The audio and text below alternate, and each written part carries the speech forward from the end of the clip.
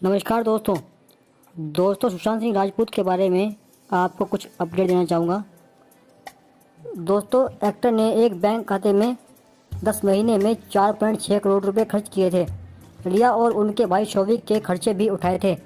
दावा किया है कि सुशांत ने रिया और उसके भाई पर इस खाते में से 9.5 लाख रुपए खर्च किए थे। सुशांत ने ज़्यादातर पैसा यात्राओं, पर्सनल लग्जरीज, चैरिटी और स्पिरिचुअल्स एक्टिविटीज़ में खर्च किया।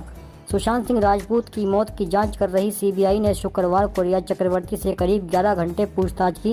शनिवार को फिर रिया को बुलाया गया है। इस बीच सुशांत के एक बैंक खाते की डिटेल सामने आने का दावा किया जा रहा है। रिपोर्ट्स की माने तो इस खाते से एंट्रीज का फाइनेंशियल एनालिसिस करने के बाद पता चलता है कि सुशांत ने 10 महीने के अंदर 4.6 करोड़ रुपए से ज़्यादा खर्च किए हैं।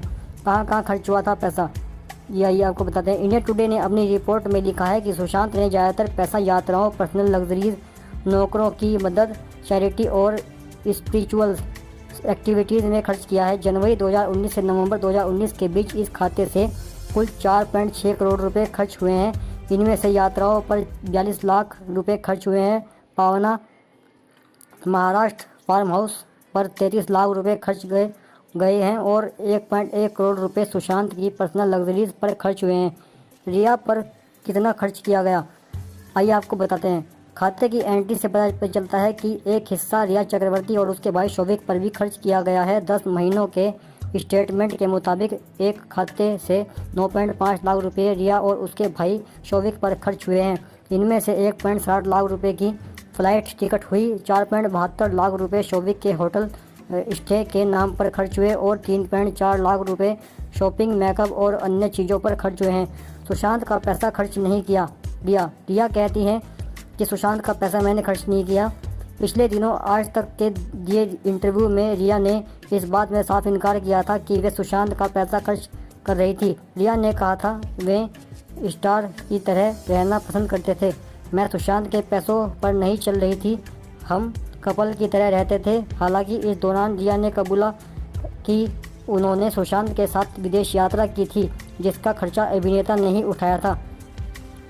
सीए ने रिया के खाते से ट्रांजैक्शन की बात नकारी थी।